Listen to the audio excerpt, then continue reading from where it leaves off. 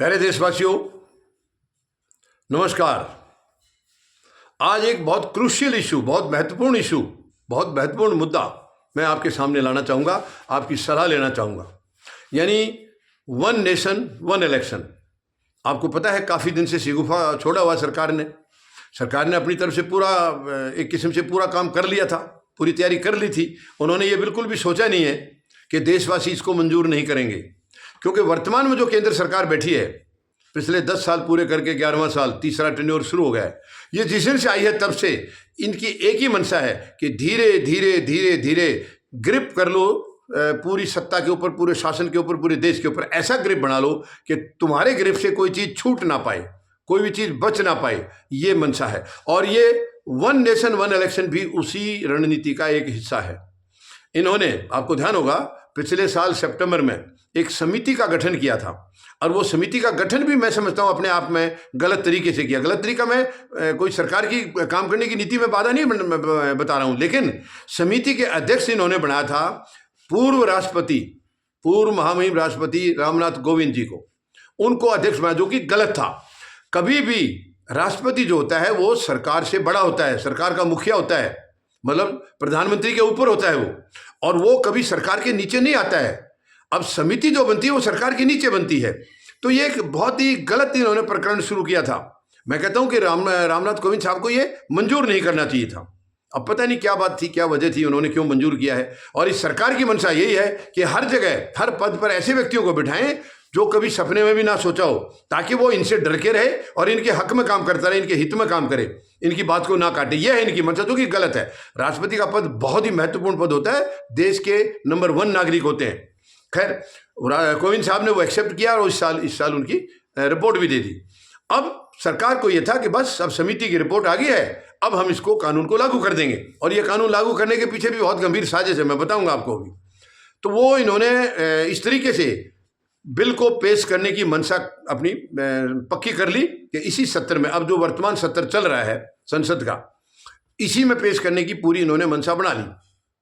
कल इन्होंने, अब ये क्योंकि नॉर्मल बिल नहीं है, ये नॉर्मल बिल तो पेश कर दिया, अब वो पास होगा या नहीं होगा वो देखा जाएगा।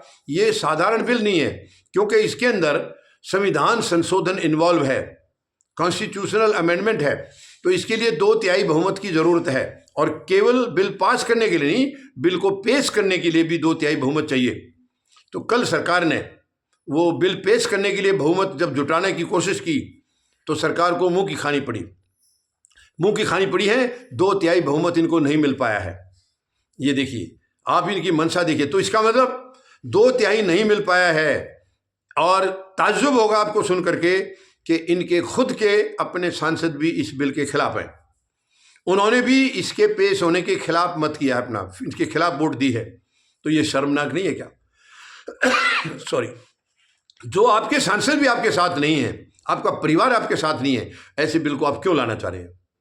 क्या वजह है? लेकिन वजह साफ है, वो ग्रिप मैंने आपको जो बताया कि हर चीज के ऊपर पूरी तरह से पूर्णतया ग्रिप चाहते हैं। देश के अंदर कोई सांस भी ले तो इनकी इच्छा से ले, तो वक्त की रोटी मिले तो इनकी इच्छा से मिले, ये ऐसा चाह रहे हैं। हालांकि इस देश के अंदर ये संभव कभी नहीं हो सकेगा।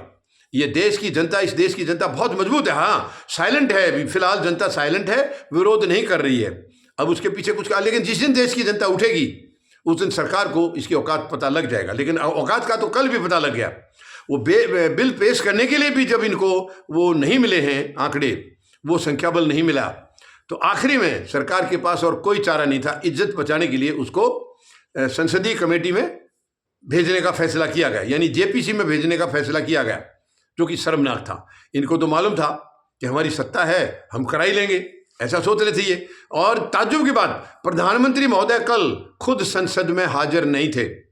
वो राजस्थान की सरकार को 1 साल हुआ है, वहां सरकार की वाहवाही करने के लिए गए थे, जबकि वो सबको पता है ये मुख्यमंत्री किसको बनाते हैं, कैसे बनाते हैं। ऐसे आदमी को लेके आते जो हमेशा इनकी गुलामी करता रहे। मैं बिल्कुल साफ कह रहा हूं, मैं कोई दोष नहीं लगा रहा हूं। ऐसे कमजोर व्यक्ति को लाते हैं जो इनकी बात को कभी काट ना सके। मजबूत होगा तो इनकी बात काटेगा, और इनकी सत्ता फिर वो डगमगा ना जाए कहीं। तो उसका 1 साल मनाने के लिए प्रधानमंत्री महोदय गए थे। क्या वो जब इस बिल को लाए हैं इतनी बड़ी मंशा के साथ, तो क्या ये बिल से ज्यादा जरूरी था? वो वहां चलिए, आपको बधाई देनी थी, तो 1 साल बाद, मतलब 1 दिन बाद दे आते। कल के इसमें जब बिल पेश करना था खुद प्रधानमंत्री महोदय संसद से गैरहाजिर थे। क्यों नहीं थे? इसका मतलब वो खुद गंभीर नहीं है, या तो गंभीर नहीं है या उनको एहसास हो चुका था कि ये कामयाब इसमें नहीं हो पाएंगे बिल पेश करने में, इसलिए वो पहले ही दूर हो गए। ये देखिए, आप जब आपको खुद विश्वास नहीं है, कॉन्फिडेंस नहीं है, तो उस चीज को क्यों लेके आ रहे हैं आप उसको छोड़िए, ठंडे बस्ते में डालिए। और ये देश हित में है ही नहीं, देश हित में नहीं है। वन नेशन वन इलेक्शन, आपको ध्यान होगा आजादी के बाद से हमारे देश में 4 आम चुनाव एक साथ हुए थे। वन नेशन वन इलेक्शन का मतलब है विधानसभा और लोकसभा के चुनाव एक साथ होना, देश के सारे चुनाव एक साथ होना। और वो 4 चुनाव हमारे एक साथ हुए थे 67 तक। लेकिन 67 के बाद कई हालातें ऐसे होते चले गए कि विधानसभाएं गिराई मतलब सरकारें गिरा दी गई, विधानसभाएं भंग कर दी गई। तो भंग जब कर दी गए तो चुनाव की नौबत आ गई वहां पर। ऐसे ही लोकसभा का भी एक बार लोकसभा को भंग किया गया, तो वहां भी चुनाव की नौबत आ गई। तो वो तब से करीब 55-56 क्या 57 साल हो गए हैं, तब से देश में एक साथ चुनाव कभी नहीं हुए हैं, कभी नहीं हुए। हाँ, लोकसभा के साथ में 1-2 राज्य का हो जाए, या राज्यों के अकेले के बजाय 4-5 राज्यों का इकट्ठा हो जाए, ये हो रहा है। लेकिन तमाम पूरे देश के अंदर सभी विधानसभाओं के और लोकसभा के चुनाव एक साथ पिछले 56-57 साल से नहीं हुए हैं। तो अब ये क्यों थोपना चाह रही है? इसके पीछे मंशा है सरकार की गलत। मंशा यह है कि इसके माध्यम से चुनाव आयोग को इतनी शक्तियां देना चाह रहे हैं, ये जो कि गंभीर खतरा होगा उससे। चुनाव आयोग को इतनी शक्ति देना चाह रहे हैं कि चुनाव आयोग जो मर्जी जैसे मर्जी करे, उसको कोई पूछ ही ना सके, ना कोई अदालत जा सके, ना कोई सवाल कर सके। ये गलत मंशा है और वो कल इनको इनकी औकात का मालूम हो गया। यानी राष्ट्रपति महोदय जो है, महामहिम राष्ट्रपति जो है, वो सरकार के यानी काउंसिल ऑफ मिनिस्टर्स के प्रति जवाबदेह होते हैं कि इनकी जो सलाह है उनको माननी होती है। लेकिन अब इस बिल के बाद अगर ये कामयाब होता है तो राष्ट्रपति महोदय, महामहिम राष्ट्रपति को इलेक्शन कमीशन की भी सलाह माननी पड़ेगी, इनके प्रति भी वो बाध्य हो जाएंगे। ये कहाँ का न्याय है? ऐसे तो देश में बहुत सारी संवैधानिक संस्थाएं हैं, तो राष्ट्रपति के पद को झुंझुना बना देंगे, ये डुगडुगी बना देंगे। ये बिल्कुल गलत है। यानी ये वर्तमान सरकार जो है, इसको ढांचे का कोई ज्ञान नहीं है और ना ये ढांचा बना के रखना, ये तो ढांचे को तोड़ने के लिए आए हैं और लगातार देश को कमजोर कर रहे हैं, लगातार कमजोर कर रहे हैं। तो कल इनको, मैं समझता हूं, इनकी औकात का पता लग गया होगा। जब बिल को पेश करने में ये संख्या बल नहीं जुटा पाए तो बिल को पास कराने की तो इनकी औकात है ही नहीं, ये औकात इनकी है ही नहीं। खैर, फिलहाल के लिए उसको जेपीसी में भेज दिया गया है। वो कब तक रहेगा, कितने दिन वहां लगेंगे, फिर दोबारा आएगा या नहीं आएगा, जेपीसी क्या फैसला लेती है, हो सकता है जेपीसी इसको खारिज कर दे। हालांकि जेपीसी खारिज करेगी तो भी सरकार की शक्तियां कम नहीं है, सरकार बिल फिर भी पेश कर सकती है। लेकिन फिर भी पेश करने में उनको यही लाले बेलने पड़ेंगे, यही जो अब हुआ है। तो मुझे लग नहीं रहा है कि वन नेशन वन इलेक्शन को ये लोग पास करा पाएंगे, और ये देश हित में है भी नहीं। यानी जब मर्जी ये खुद सरकारों को गिरा देते हैं, किसी भी राज्य की एमपी एमएलए को, विधायकों को खरीद कर सरकार बना लेते हैं, या नहीं बन पाई तो गिरा देते हैं। तो गिराएंगे तो दोबारा चुनाव होंगे। अब ये तो है नहीं कि आपने एक विधानसभा भंग कर दी तो कहीं 2 साल 3 साल उसका टेन्योर बाकी है, तब तक आप उसको भंग थोड़ी रखेंगे। सरकार तो बनानी पड़ेगी 6 महीने में या ज़्यादा से ज़्यादा 1 साल में।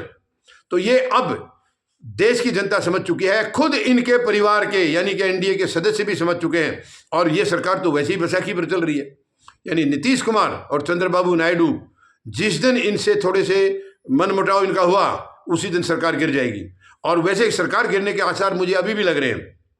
हो सकता है अभी बजट सत्र जो होगा, शायद बजट कोई दूसरा भी पेश कर सकता है, क्योंकि हालात कुछ विपक्ष के ऐसे होते जा रहे हैं। विपक्ष पहले कमजोर था, इस बार ये जो लोकसभा के चुनाव हुए हैं विपक्ष मजबूत है। और कल जो एकजुटता दिखाई है, अगर ऐसे ही विपक्ष डटा रहा तो मुझे विश्वास है ये सरकार अब ज़्यादा दिन नहीं पकड़ेगी।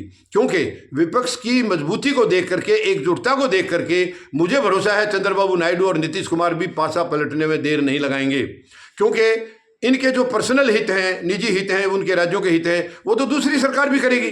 जब वो सरकार के साथ आएंगे, उनकी सरकार बनवाएंगे, तो जो इनको यहाँ से मिलने की उम्मीद है वो वहाँ से मिल जाएगा।